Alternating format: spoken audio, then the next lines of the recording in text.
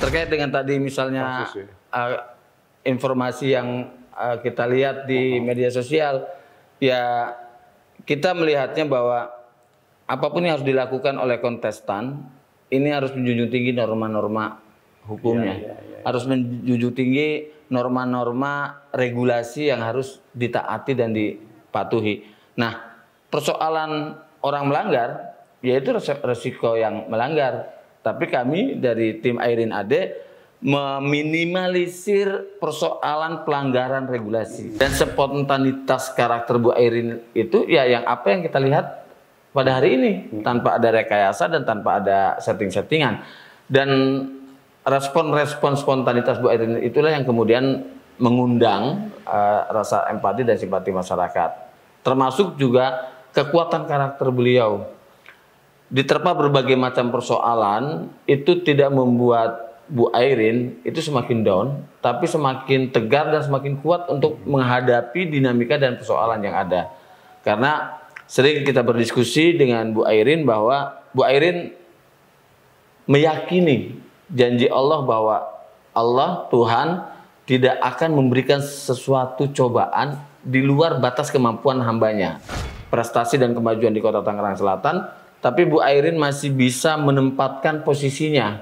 Kapan dia sebagai wali kota, kapan dia sebagai istri dari suaminya, dan kapan dia sebagai ibu dari anak-anaknya. Dan tiga peran ini kemudian bisa sukses dijalankan oleh seorang Airin Rahmidiani. Dan makanya kemudian masyarakat Banten akan bisa menggantungkan harapannya, menggantungkan keinginannya kepada seorang Airin Rahmidiani yang insya Allah takdirkan menjadi pemimpin masyarakat Banten. Karena memang sentuhan-sentuhan Bu Airin secara keibuan inilah yang membuat masyarakat Banten juga memiliki rasa chemistry terhadap Bu Airin. Prestasi dan kemajuan di Kota Tangerang Selatan, tapi Bu Airin masih bisa menempatkan posisinya. Kapan dia sebagai wali kota, kapan dia sebagai istri dari suaminya, dan kapan dia sebagai ibu dari anak-anaknya. Dan tiga peran ini kemudian bisa sukses dijalankan oleh seorang Airin Rahmidiani. Dan makanya kemudian masyarakat Banten akan bisa menggantungkan harapannya, menggantungkan keinginannya kepada seorang Airin Rahmidiani yang insya Allah takdirkan menjadi pemimpin masyarakat Banten. Karena memang sentuhan-sentuhan Bu Airin secara keibuan inilah yang membuat masyarakat Banten juga memiliki rasa chemistry terhadap Bu Airin. Nah, tawaran program yang Bu Airin tawarkan kepada masyarakat Banten itu bukan program yang datang dari keinginan sendiri, bukan dari keinginan tim, tapi menghimpun berbagai macam masukan, menghimpun berbagai macam harapan-harapan masyarakat Banten pada saat Bu Airin bersilaturahim di Banten.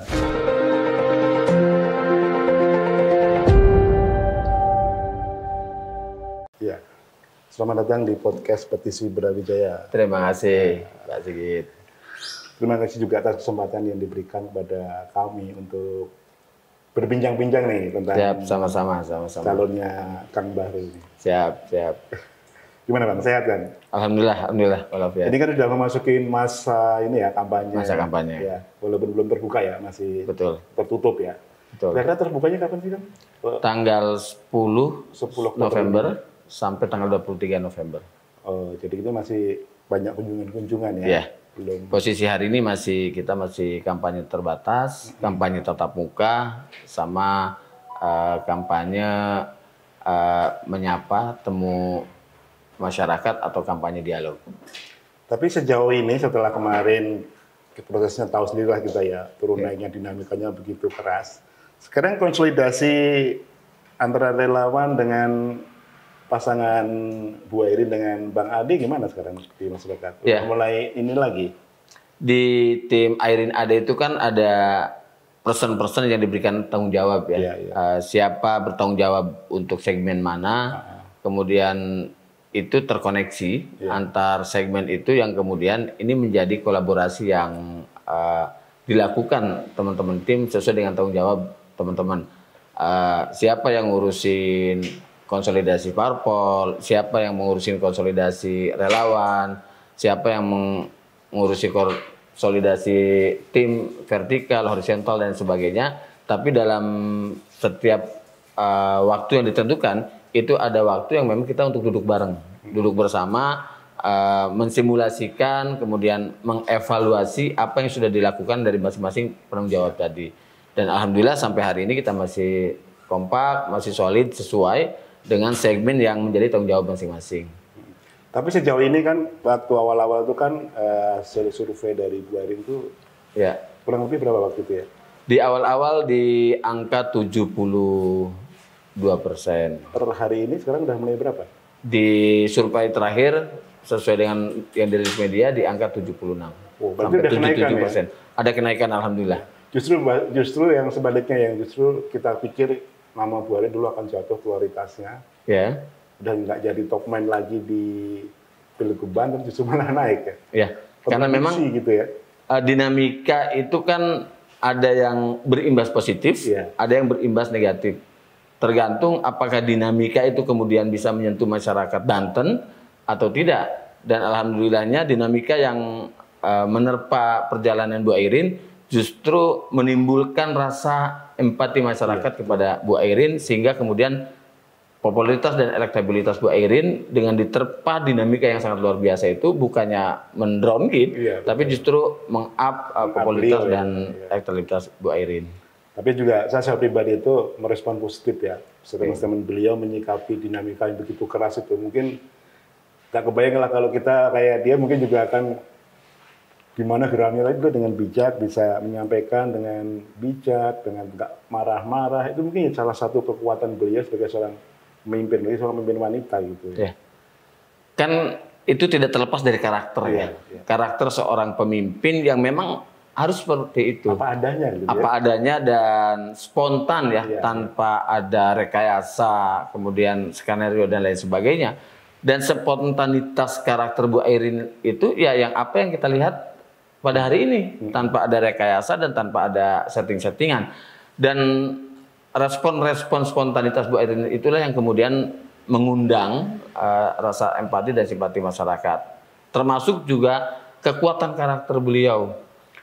Diterpa berbagai macam persoalan, itu tidak membuat Bu Airin itu semakin down, tapi semakin tegar dan semakin kuat untuk menghadapi dinamika dan persoalan yang ada.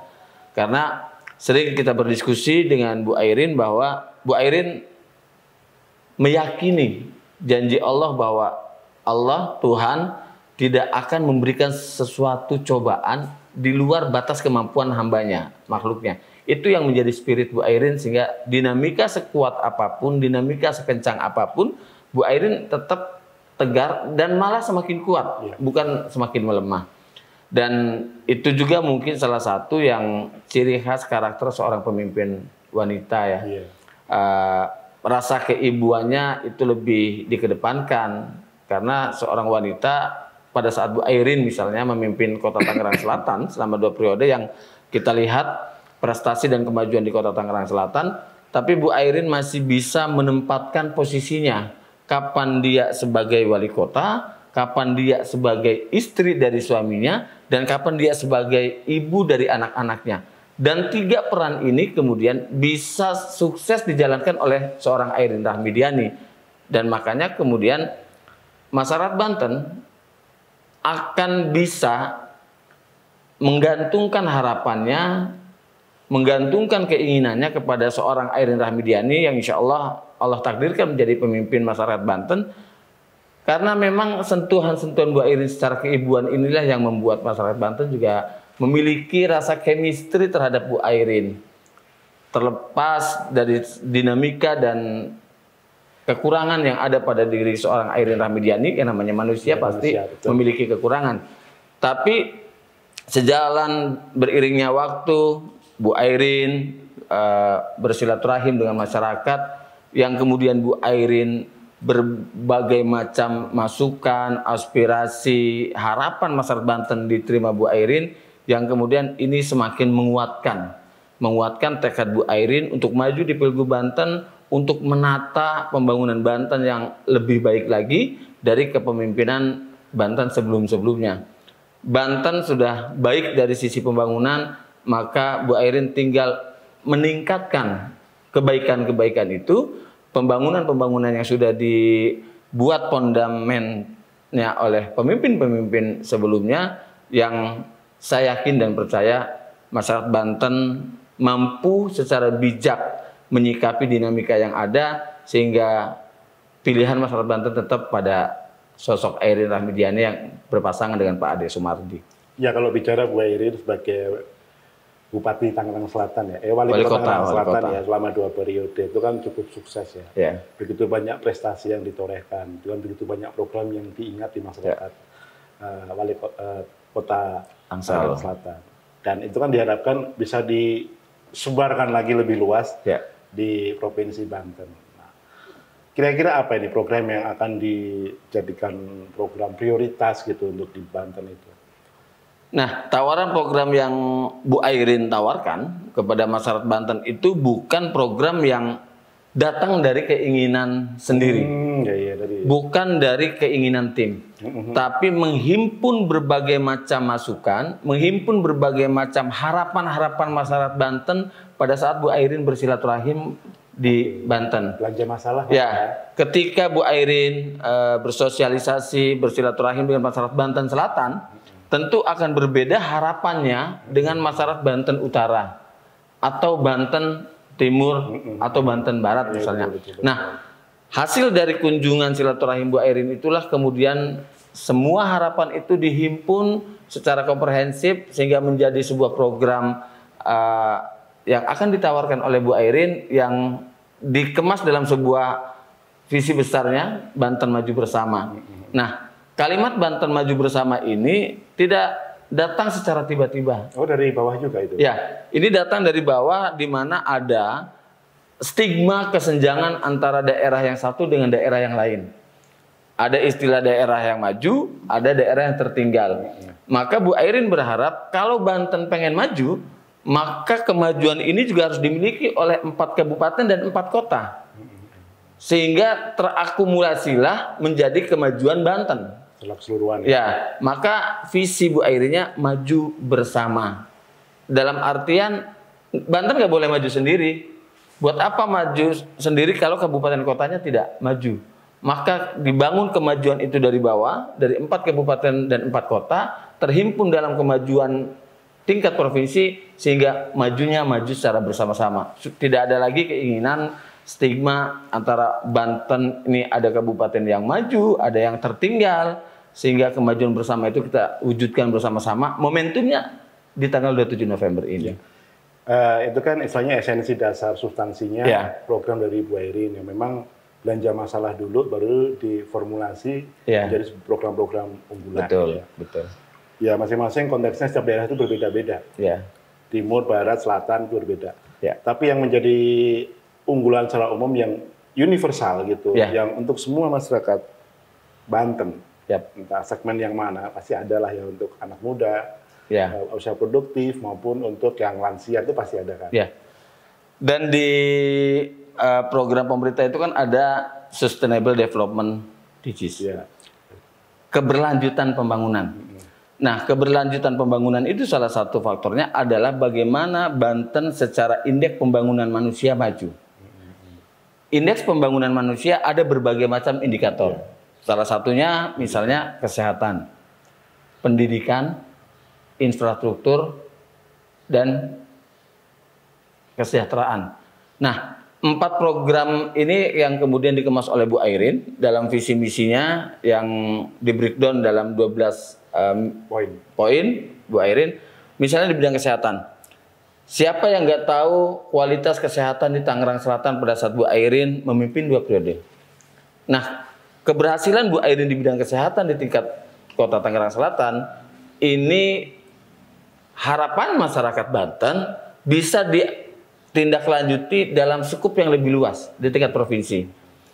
Contoh di Tangsel dulu tidak ada cerita masyarakat kota Tangerang Selatan yang berobat dipungut biaya bagi masyarakat tidak mampu, atau ada masyarakat yang tidak mampu datang ke fasilitas kesehatan karena persoalan keuangan. Karena Bu Airin sudah menjamin dalam kebijakannya siapapun warga kota Tangerang Selatan yang memiliki KTP Tangsel maka berobat gratis di rumah sakit manapun. Nah, ini yang kemudian menjadi harapan masyarakat Banten bisa dilakukan secara lebih luas di tingkat provinsi. Kemudian yang kedua di sektor pendidikan. Kota Tangerang Selatan, angka dari harapan lama sekolah ini juga luar biasa. Nah, maka keinginan masyarakat Banten yang keberhasilan Bu Airin di bidang pendidikan, baik dari sumber daya manusianya termasuk infrastruktur pendidikannya, sarana dan prasarananya, ini juga bisa ditingkatkan lebih luas lagi di tingkat provinsi. Kemudian ketika Bu Airin bersilaturahim dengan masyarakat di wilayah selatan yang ditemukan infrastruktur jalan itu masih banyak yang rusak, maka Bu Airin mengedepankan juga program prioritasnya adalah perbaikan infrastruktur jalan-jalan lingkungan yang harapannya ketika moda transportasi sudah tidak lagi menjadi kendala, maka pergerakan ekonomi ini akan menggeliat. Yang endingnya adalah bagaimana kesejahteraan program berikutnya, meningkatkan daya beli masyarakat dengan cara apa? Dengan cara masyarakat diberikan peluang untuk bagaimana meningkatkan kesejahteraannya dalam konteks pemberdayaan ekonominya. Ini secara umumnya. Dan kemudian bagaimana dengan santri-santri atau siswa-siswa yang ada di pondok pesantren, maka Bu Airin juga dalam pemberdayaan ekonominya membuat sebuah program tentang santri entrepreneur. Oh iya, ada ya. Untuk apa? Untuk mengatasi persoalan pengangguran yang selama ini jadi momok. Ya, betul. Bukan hanya momok Provinsi Banten saya kira, tapi momok bangsa Indonesia. Nasional, isunya secara nasional. Nah, dalam konteks pengurangan pengangguran terbuka, kemudian dalam konteks pemberdayaan ekonomi masyarakat, itu juga dilakukan, akan digulirkan program santri entrepreneur misalnya. Kemudian dalam konteks pendidikan yang harus dilihat dari sisi kelulusan, Bu Airin juga sudah mendapatkan berbagai macam masukan dari hasil konsolidasi silaturahim dengan masyarakat Banten ini.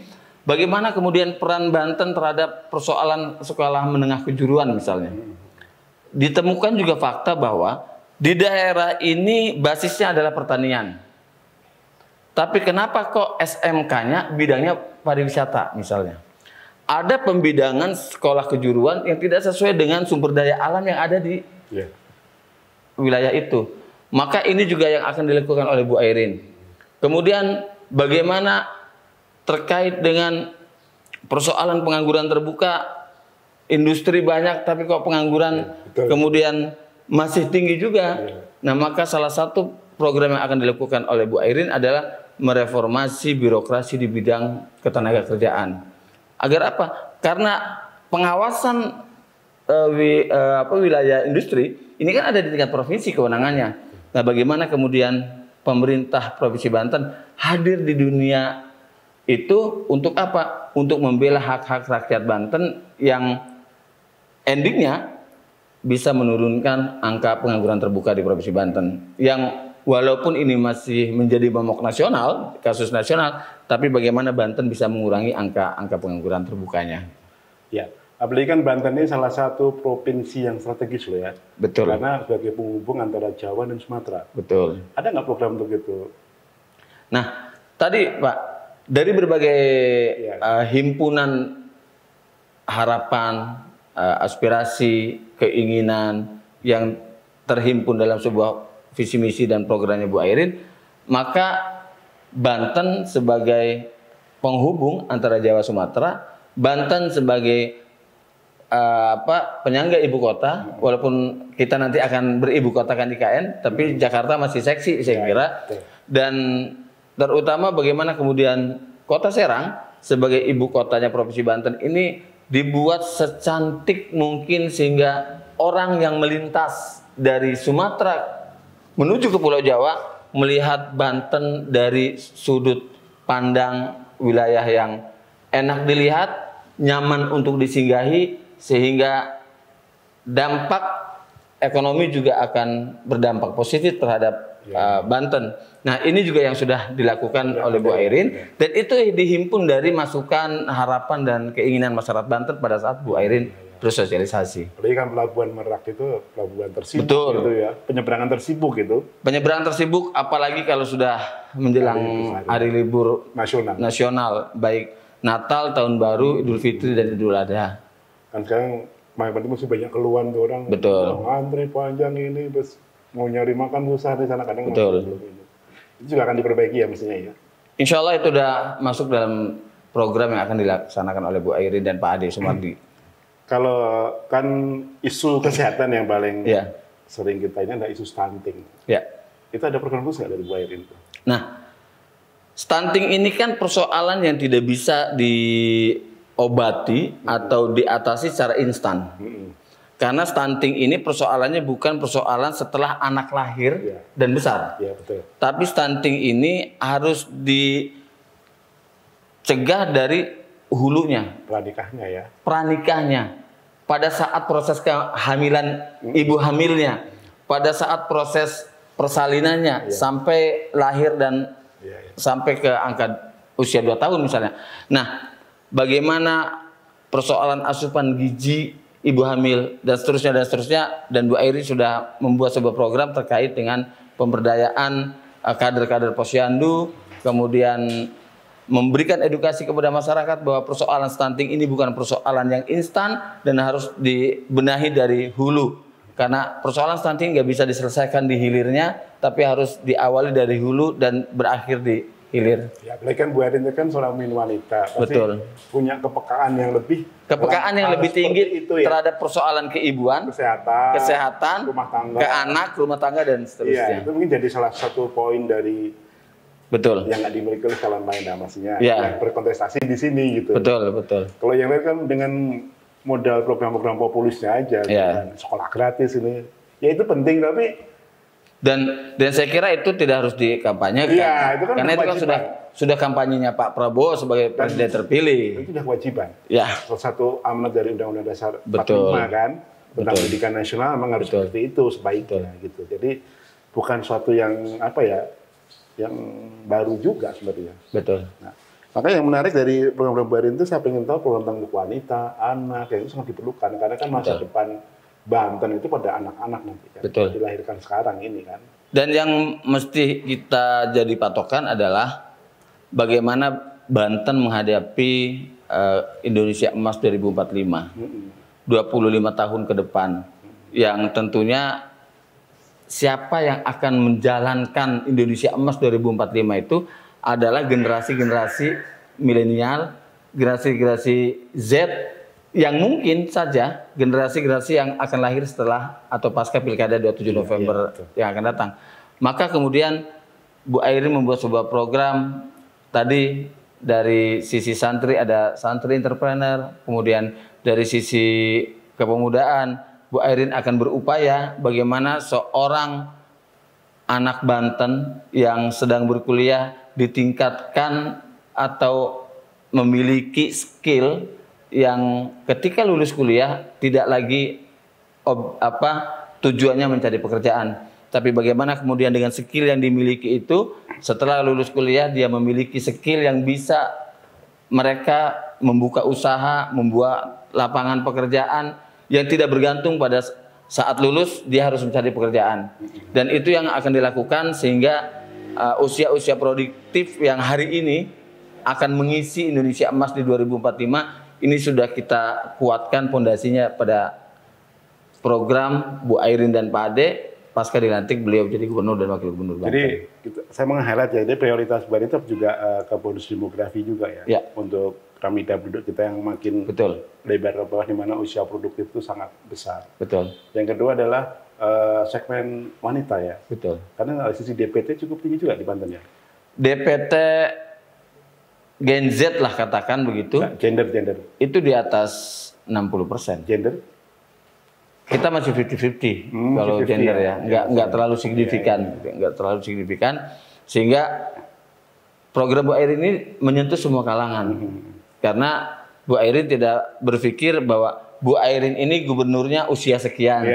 Bu Airin ini gubernurnya para ibu-ibu atau kaum wanita, tapi Bu Airin akan menjadi gubernur rakyat Banten yang terhimpun dari berbagai macam latar belakang, dari berbagai macam eh, kehidupan, berbagai macam latar belakang sosial budayanya, karena Bu Airin akan menjadi gubernur masyarakat Banten yang tidak boleh dikotak-kotakan dalam segmen-segmen tertentu.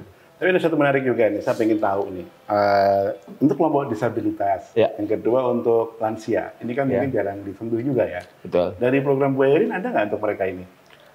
Dalam konteks program ini, saya nggak bisa secara detail ya. Ini kewenangan Bu Airin nanti yang akan disampaikan dalam program-program debat misalnya. Tapi itu sudah untuk lansia ini ya. Sudah ada dalam kelompok-kelompok yang akan dilakukan program yang menyentuh lansia, menyentuh disabilitas, yang selama itu masyarakat Banten tidak melihat latar belakang, tidak melihat status sosial, tidak melihat jenis kelamin atau gendernya, tidak melihat dari kelompok mana, selama dia masyarakat Banten itu akan terakomodir dalam program pembangunan yang akan dilakukan oleh Bu Airin. Iya. Jadi kalau saya perhatikan, saya ini program Bu Airin itu sudah mencakup semua kalangan, segmen, usia, pokoknya semua kelompok demografi sudah masuk. Ya. Dengan treatment khusus ya, bahkan secara geografi juga perlakuannya berbeda antara timur, selatan, barat, utara, karena masing-masing punya persoalan yang berbeda-beda juga. Kan kebutuhan antara wilayah utara dan selatan pasti beda. Ya. Kebutuhan antara usia Gen Z, milenial, dan baby boomer itu pasti kebutuhan programnya berbeda. Kebutuhan antara gender laki-laki dan perempuan pasti juga berbeda. Maka treatment itu dilakukan sesuai dengan kelompok-kelompok tadi, tapi tidak kita sekat per segmen tadi. Selama dia masyarakat Banten, Bu Airin akan fokus mengurus masyarakat Banten dari mulai pembangunan infrastruktur secara keseluruhan di Banten, termasuk juga sumber daya manusianya. Itu mungkin salah satu kelebihan juga seorang pemimpin wanita itu mereka lebih detail biasanya. Untuk mengurus semuanya dan mereka follow up dengan. Yang selama ini kita rasakan ya, berinteraksi dengan Bu Airin. Persoalan detail itu bukan hanya persoalan persoalan program kerja dan lain sebagainya. Hal-hal terkecil pun beliau sangat detail. Oh gitu, sangat detail. Memperhatikan sangat detail. Pernah suatu momen candaan saja nih ya Pak, candaan saja. Saya tampil dengan beliau dengan menggunakan baju yang biasa. Tidak tepatlah di momentum itu saya pakai baju itu. Biasa nggak sesuai lah ya. Iya. Kalau boleh bilang salah kostum gitu kan. Bu Airin tegur itu. Pak Ulum, baiknya kalau momennya begini, Pak Ulum jangan pakai baju ini karena tidak cocok. Itu hanya dari sisi physically, Pak. Sampai sedetail itu. Nah, men-breakdown program-program kerja dari 12 program utama tadi skala prioritas itu sudah didetailkan dalam program dan visi misi beliau. Insya Allah seluruh keinginan masyarakat Banten akan terjawab dalam visi misi dan program beliau. Ya, kita bicara sekarang tentang kontestasi ya, secara luas saja ya kan. Kita baru selesai dengan Pilpres, Pileg dan sudah dilantik mungkin. Ya. Bapak juga yang dilantik juga kan? Alhamdulillah. Yang terpilih juga kan ya? Alhamdulillah. Tapi residu-residunya kayaknya masih ada ya? Ya mungkin di nasional mungkin sudah nggak, udah cair lah. Tapi ternyata sekarang banyak yang beralih di daerah. Jadi permainan politik kotor gitu juga masih dilakukan juga. Saya perhatikan di media sosial. Dalam konteksnya di Banten ini ya, di kontestasi politik Banten ini, Pilkada 2024, saya lihat kemarin di video itu ada ini loh, orang bagi-bagikan uang gitu. Kok bisa ya kayak gitu ya? Kan saya lihat bukan dari timnya Bu Airin itu. Jadi gini Pak, inilah resiko interval waktu antara pileg, pilpres, dan pilkada yang berdekatan. Oke, di tingkat nasional residu itu sudah terkikis. Tapi di tingkat grassroots, residu itu masih ada sisa-sisanya. Dan kita meyakini bahwa masyarakat Banten sudah sangat cerdas. Residu-residu ex pileg pilpres itu sudah hilang.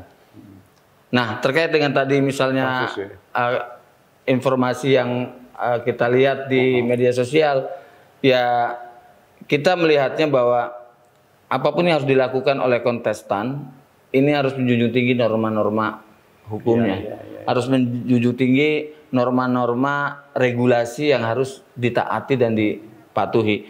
Nah, persoalan orang melanggar, yaitu resiko yang melanggar. Tapi kami dari tim Airin AD meminimalisir persoalan pelanggaran regulasi, meminimalisir terjadinya pelanggaran akan aturan-aturan terkait pilkada. Dan kita berkomitmen bahwa kita tim Airin AD harus menegakkan regulasi yang ada, sehingga harapannya adalah seperti yang sering Bu Airin ungkapkan dalam setiap momentum, kita harus menang secara bermartabat. Artinya apa? Kemenangan yang tidak melukai orang lain, kemenangan yang tidak mencederai norma-norma, kemenangan yang dalam tanda kutip misalnya tidak membuat kita euforia yang lain menangis, tapi kemenangan Airin AD adalah kemenangan masyarakat Banten yang bisa dinikmati oleh masyarakat Banten. Persoalan kemudian ada yang kalah, yang namanya juga kontestasi. Ketika kontestasi pasti ada yang menang dan ada yang kalah. Tapi bagaimana kemudian caranya kita menang secara bermartabat, kita menang besar tanpa harus mengecilkan orang lain, kita menang tinggi tanpa harus merendahkan orang lain, maka norma-norma itulah, rambu-rambu itulah yang harus kita patuhi dan taati bersama-sama oleh pasangan calon dan tim Airin AD. Ya, kami dari Divisi Brawijaya mencermati ini ya, karena istilahnya kontestasi politik ini juga harus yang elegan lah, yang fair, yang jujur gitu kan. Karena kalau kita tidak melakukan itu nanti menjadi beban sejarah di kemudian hari kan. Ya. Saya kira itu sudah bukan menjadi tema diskusi ya, karena di asas pemilu itu kan sudah jelas. Luber, jurdil, langsung, umum, bebas, rahasia, jujur dan adil. Nah, ketika kita mengedepankan asas demokrasi yang luber, jurdil, maka norma-norma itu harus kita junjung tinggi.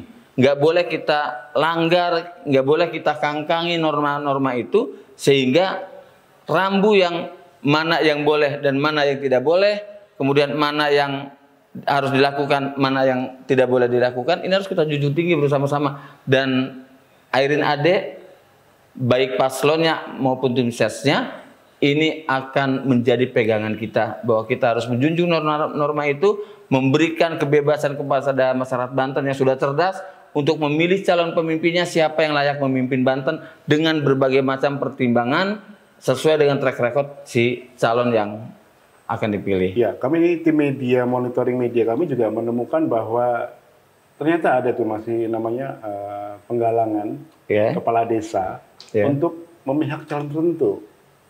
Dan sempat viral juga kan itu di mana-mana. Ya itu Pak, salah satu yang kita hindari adalah melakukan upaya-upaya yang tidak sesuai dengan norma.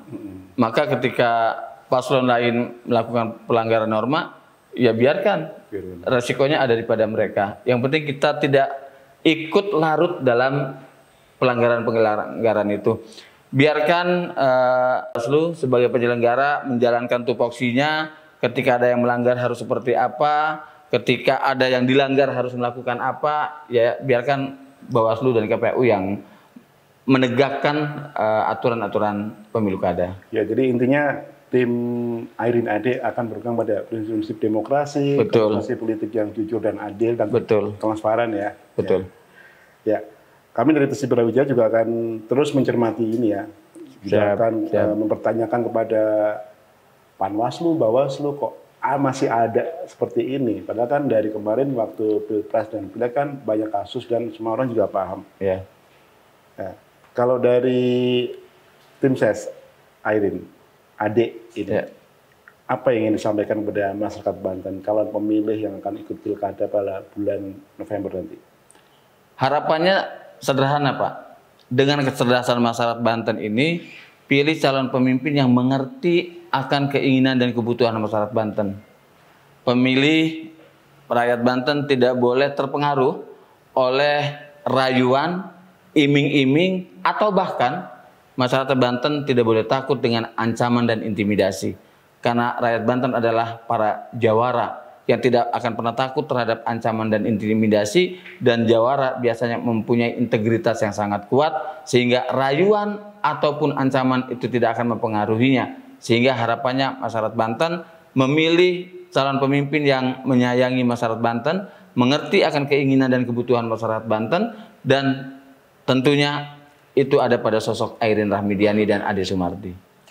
Terima kasih Bang. Terima kasih. Semoga sukses Terima kasih. mengusung. Terima kasih buat petisi Brawijaya. Ya.